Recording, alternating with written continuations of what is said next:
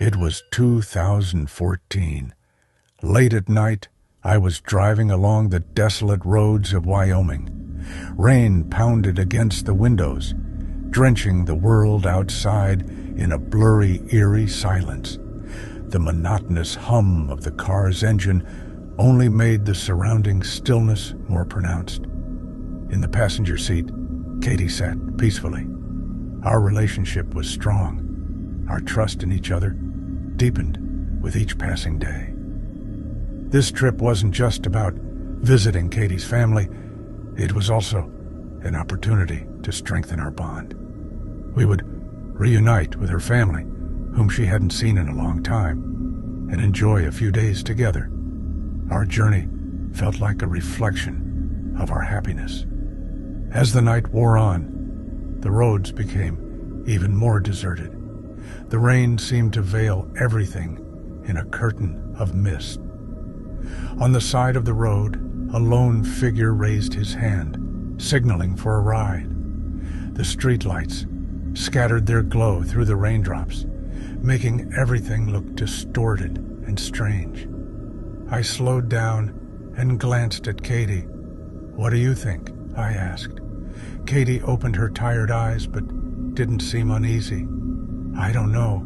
It's a weird hour," she said, pausing before adding, "but maybe he really needs help." After a brief hesitation, I pulled over and rolled down the window slightly. "Where are you headed?" I asked. The man stepped closer, shivering. "I need to get to the town a few miles ahead," he said.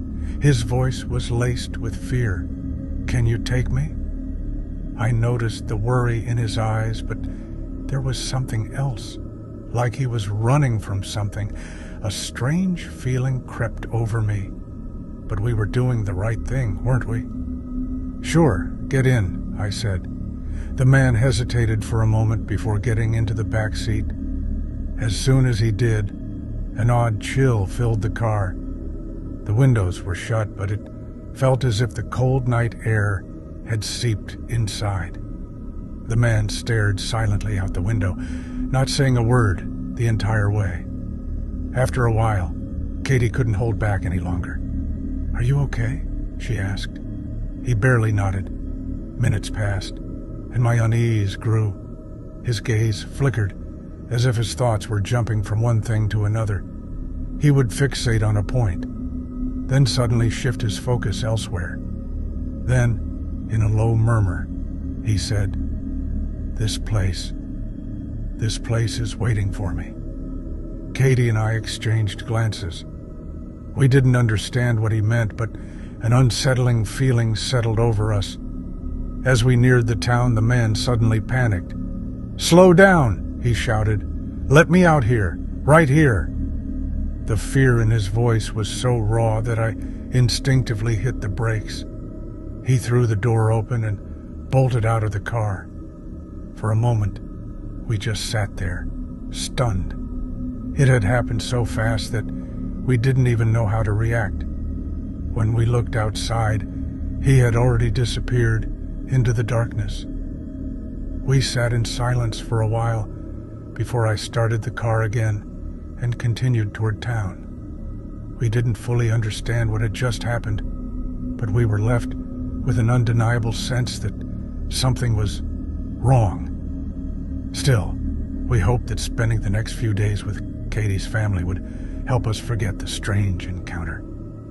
Months later, we thought we had put that night behind us. Life moved on, day by day, back to normal. Until one afternoon, when a woman walked into my office. She was in her 40s, worn down and carrying an unmistakable weight of sorrow. The grief in her eyes told me she had been carrying it for a long time. She sat down, took a deep breath, and finally spoke. "I lost my husband to murder," she said, "and his killer is still out there. I need your help to reopen the case." She placed a file on my desk, documents, crime scene photos. My eyes scanned the pages until they landed on one picture that made my breath catch. The man's face. It was him, the hitchhiker from that night. His name was Gregory. According to the case file, he had committed a murder years ago. The woman's husband had disappeared one night, only for his body to be found days later. She was convinced he had been killed, but the murderer was never caught. My mind went blank. My heart pounded violently. My hands trembled. That night, I realized just how close we had come to death. If he had decided to attack us instead of getting into the car, if Katie had sensed something was wrong sooner and insisted we not pick him up, if we had made even one wrong move, he could have killed us. A cold shiver ran down my spine. The man we had led into our car that night wasn't just any hitchhiker. He was a murderer. Maybe he wasn't running away from something. Maybe he was considering coming with us. But something, maybe the uneasy feeling that gnawed at us, maybe something beyond our understanding, had driven him away. Or maybe, that night, something had happened, and without knowing it, we had witnessed one of the strangest moments in a killer's life. Even now, years later, one question still echoes in my mind. Did he really see us? Or were we the ones who were chosen to see him? It was the summer of 2008. That day, I experienced something I would never forget. Julia and I had been apart for a while. The disagreements and resentments between us had pushed us away from each other. But now, I wanted to leave the past behind and start over. That evening, I sent her a message. "I really miss you. Would you like to meet again?" She replied immediately, "I miss you too. Let's forget the past and just have a nice evening together."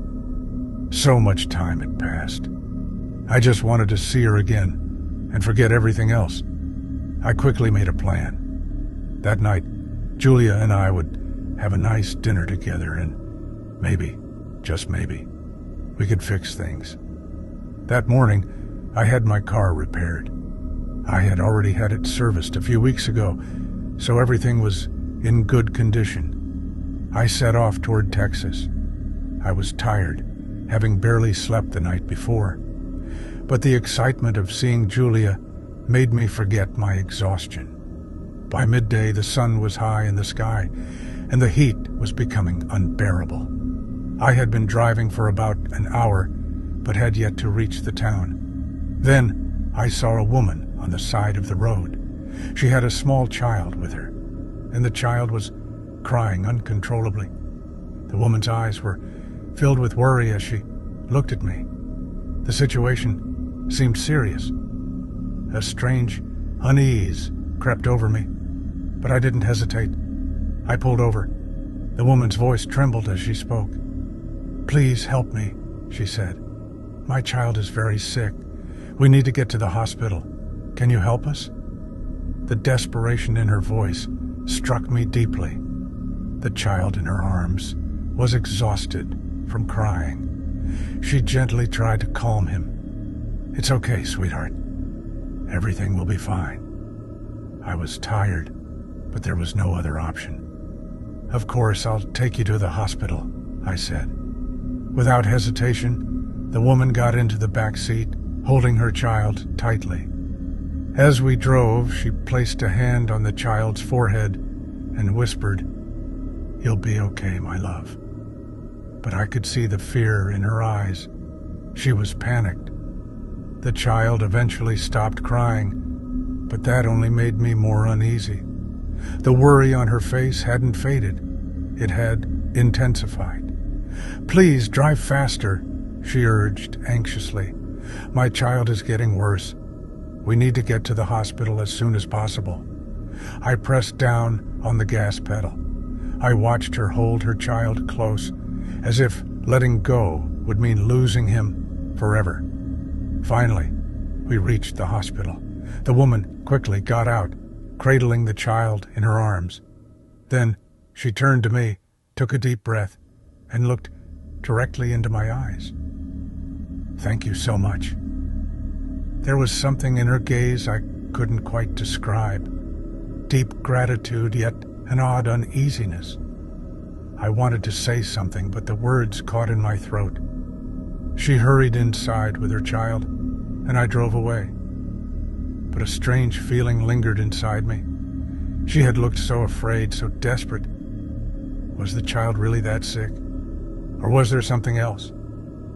That evening, I met Julia in town. Hours later, we sat in a restaurant, reminiscing and laughing. We had missed each other so much that time seemed to fly. We let go of the past and simply lived in the moment. Dinner, laughter, old memories. It was a beautiful night. The next morning, I stopped by a bookstore to grab a newspaper. I picked it up and scanned the front page. Mother and child who went missing last week found. The mother is dead. The child has been hospitalized. My hands trembled. My eyes locked onto the words. I read them over and over again. The woman and the child. The missing ones. A shockwave ran through me. That woman had looked into my eyes and thanked me. Then she had walked toward the hospital. But what I was reading? That woman and child had gone missing last week. The woman was dead. The child had been taken to the hospital. My heart pounded wildly.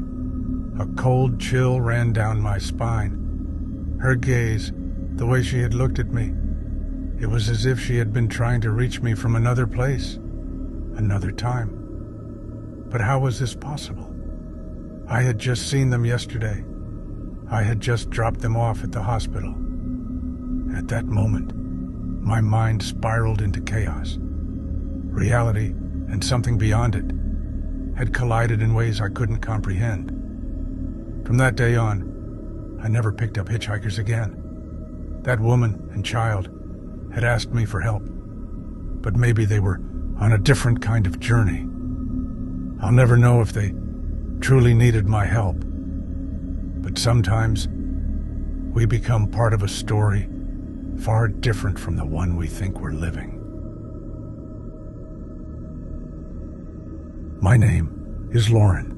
I am 27 years old and currently live in Europe, but this story took place in 2016 in Canada.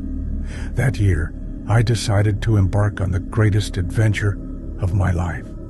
I was traveling from Toronto to Vancouver, hoping to connect with nature and meet new people. However, money was tight, so I decided to hitchhike. I had hitchhiked a few times before and never had a bad experience. People were usually helpful, and I had met some very kind people at the beginning of my journey. But that day, I realized I had made the biggest mistake of my life.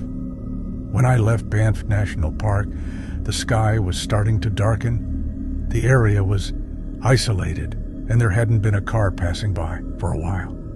The road was flanked by dense forests, and I didn't want to stay there alone. After waiting for about an hour, an old black Chevrolet Tahoe pulled up in front of me. Behind the wheel was a man in his 50s, tall, with dark skin, sparse hair, and eyes that looked distant and deep. He rolled down the window and smiled faintly. "Where are you heading?" he asked. "I'm trying to get to Vancouver, but I need to stop at Whistler," I said. He nodded and said, "I'm passing through there. Hop in. I'll drop you off." I was tired and desperate. The night was getting darker, and I didn't have many options at that moment. Although I felt a small sense of unease, I attributed it to my exhaustion and the tension of waiting alone for so long. I took a deep breath and got into the car. At first, everything seemed normal. The man, whose name was David, told me he used to be a truck driver, but now worked more in private jobs. Although the conversation seemed normal, there was a strange coldness in his voice. as if he was carefully choosing his words. A few minutes later, I noticed something that made me uneasy. David was constantly looking at me. Without taking his eyes off the road, he occasionally turned his head slightly and stared at me. I reassured myself, thinking, maybe you're just being suspicious, Lauren. But something felt off. There was a sharp, uncomfortable smell in the car, a mix of sweat, cologne, and old fabrics. The car was also a little disorganized. Under the front seat, there was an empty coffee cup, some clothes, and a bag. My eyes were drawn to the bag because it was slightly open, and I couldn't quite see what was inside, but I could make out something metallic. Was it a knife? About an hour into the drive, David turned to me and said, "I think young women traveling alone are very brave." A chill ran down my spine. I tried to smile, attempting to understand what he meant, and said, "Well, I try to stay in safe places." He kept his eyes on me for a long time and suddenly placed his right hand on my leg. I froze. I quickly pulled my leg back and said shakily, "Please, take your hand off." A strange smile appeared on his face. "Relax, beautiful girl. We're just having a chat," he said. My stomach turned, and the fear inside me grew stronger. My eyes quickly moved to the door lock, but I noticed David's hand move to the button next to the gear shift, locking the doors from the inside. At that moment, all I could think was that I needed to get out of there immediately. "I want to get out here," I said, my voice trembling. David's face changed instantly. His eyes narrowed, and he looked at me angrily in the mirror. There was a moment of silence. Then he took a deep breath and said, "This is not a good place. If you get out here, you won't survive until morning." What did he mean? Was he trying to scare me? Or did he really have a plan? He suddenly veered the car off the highway and onto a narrower, more deserted road. The road was surrounded by dense forests, and there wasn't a single car in sight. My fear was growing. The doors were locked, my phone had no signal, and there was no one around to ask for help. I saw his hand move to the gear shift again. He was watching me. I couldn't wait any longer. My heart was pounding. I placed my bag on my lap and suddenly slammed my hand against the inside of the door. It didn't open on the first try. David was momentarily stunned, but on my second attempt, I managed to open the door and threw myself out. I tumbled quickly. I felt a sharp pain when my body hit the hard ground, but there was no time to stop. I got up and started running as fast as I could. I heard the sound of an engine behind me. David had stopped the car, opened the door, and yelled, "Get back here, damn it!" But I didn't stop. I ran. I plunged into the forest and kept moving, hiding as I went. My heart was pounding so hard, I thought it might explode. I held my breath to listen for footsteps, but soon the only sound I could hear was the wind. I hid and moved through the forest for about an hour. Eventually, I reached a highway. While I was walking desperately along the road, I saw headlights approaching. A car with a young couple inside pulled up. When they saw the dirt on my clothes and the fear on